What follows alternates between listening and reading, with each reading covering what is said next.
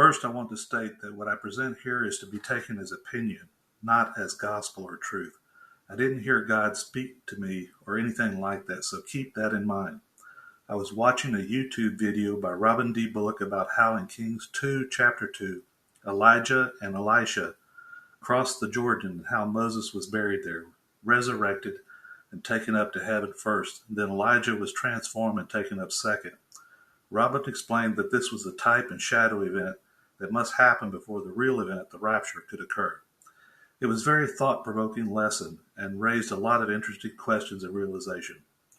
The realization was that the reason why Michael and Satan fought over the body of Moses when he died.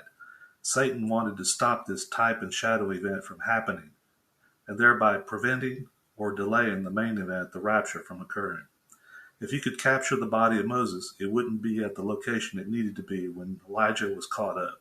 Moses represented the dead, who are resurrected and caught up first. Elijah represents the living, who are transformed and caught up second. This raised a question. If Moses and Elijah were the type and shadow event for the rapture, what is the type and shadow event for the New Jerusalem that comes down from heaven during the millennium? The answer popped in my head immediately, which is weird because I'm not really that sharp of a tack to think of something like this on my own. The answer was Salem. From what Robin's other videos, I remember the spot where Melchizedek and Abraham met is where Jerusalem now stands, and the New Jerusalem will be located. So why would there be no archaeological evidence that Salem was located there prior to Jerusalem being built on it? Well, for Salem to be the type and shadow event for the New Jerusalem, it has to come down from heaven, the same way the New Jerusalem will. So Salem came from the heavenly realms to the physical realm, carrying Melchizedek to his meeting with Abraham. I don't think Melchizedek needed to be carried, but it seems to be a status thing, like God riding his flying throne around while talking to Ezekiel.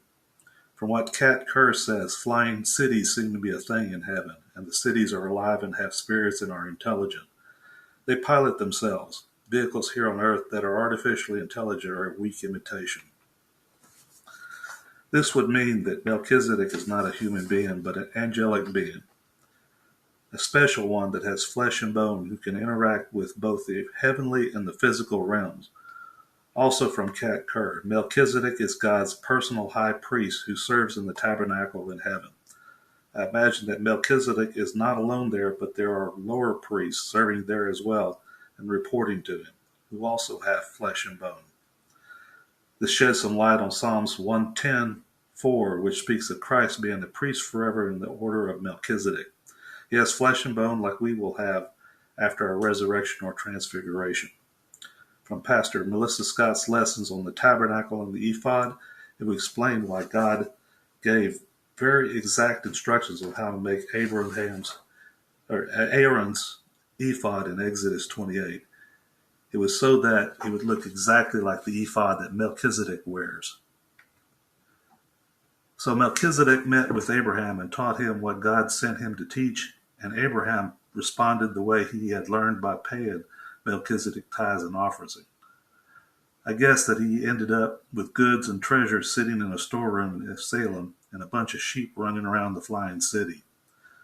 Gold is payment in heaven realm and not really worth anything there. But I could imagine Melchizedek sitting in a garden enjoying his pet sheep. Having raised a sheep as part of a 4-H project, that's what I would have done with them. God bless you and thank you for watching.